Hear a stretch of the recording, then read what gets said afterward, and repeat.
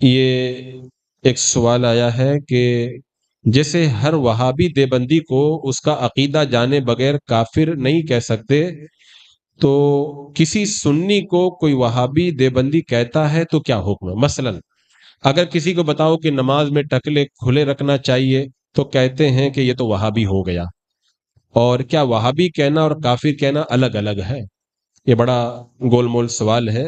اس کا جواب یہ ہے کہ دیوبندی وہابی اپنے عقائد کفریہ کی وجہ سے اسلام سے خارج ہیں اور کافر ہیں، لہذا کوئی اگر کسی کو وہابی کہے یا کافر کہے ایک ہی بات ہے، تو وہابی کہنا، وہابی کو کافر کہنا یہ ایک ہی چیز ہے۔ تو جو اپنے آپ کو دیوبندی وہابی کہے اسے کافر مانا جائے گا، بلکہ علماء کرام نے فرمایا جو شخص جھگڑے میں یا مذاق کے طور پر بھی کہہ دے کہ میں دیوبندی ہوں یا وہابی ہوں، اس کو بھی کافر کہا جائے گا۔ تو سوال کرنے والے کا یہ کہنا کہ ہر وہابی دیوبندی کو اس کا عقیدہ جانے بغیر کافر نہیں کہہ سکتے، یہ غلط ہے۔ جب وہ وہابی دیوبندی ہے تو اس کو کافر کہیں گے۔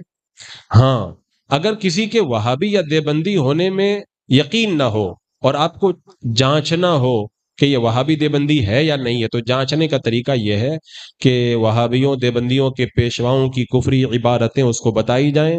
اگر صاف صاف کہہ دے کہ یہ لوگ بے دین ہیں تو وہ سنی ہے، اور اگر ان کی کفریہ باتوں کو سن کر کے صفائی دے اور ان کو کافر نہ مانے تو پھر وہ سنی نہیں ہے۔